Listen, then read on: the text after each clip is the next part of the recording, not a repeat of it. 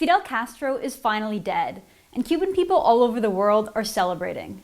I was in Little Havana, a Cuban enclave in Miami, Florida, to see firsthand how Cubans were reacting to the death of a dictator who turned Cuba into a miserable third world country.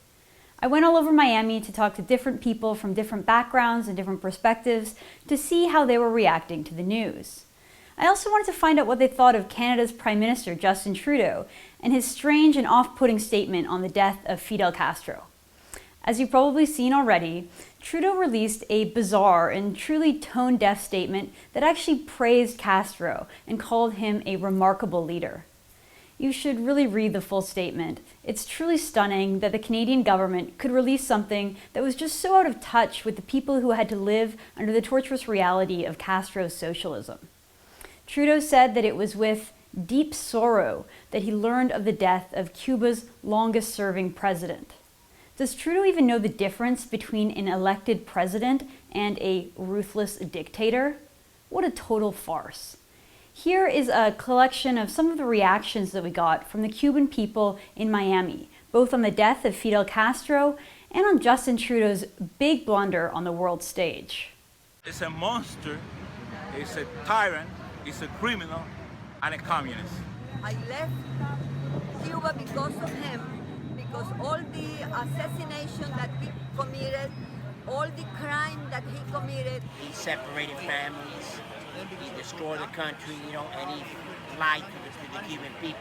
He kills, he just don't care. Family, brothers, cousins, whatever. Somebody so important as Justin Trudeau. He's very important in politics in the whole world. So his words are important to many people.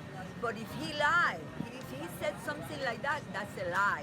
That prime minister is the prime minister of Canada. He got good relations and business with Castro, and he has to say that. He's not a Cuban. He never suffered. The way he talked about a tyrant, a dictator, a murderer. Yeah, I was disappointed. It's ridiculous. He needs to learn more and have a good read about that. Justin Trudeau is just so out of touch. He doesn't seem to understand the realities of life in Cuba or just how bad it was and still is to live under Castro's repressive socialist dictatorship. Trudeau doesn't care about the people. He cares more about his family's legacy in Cuba and his father's chummy relationship with one of history's most evil and oppressive villains. Fidel Castro's death is symbolic. It's a moment in history, and Cuban people are celebrating because they hope it will lead their country towards greater freedom and opportunities, much like the freedom and opportunities we already enjoy in Canada and the United States.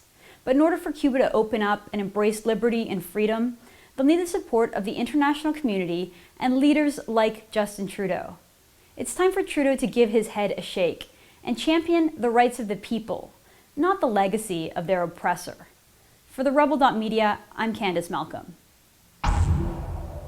Hey, thanks so much for tuning in. I hope you liked this video. Don't forget to hit that like button, hit that subscribe button, and check out the Rebel Media for a lot more conservative opinion and analysis.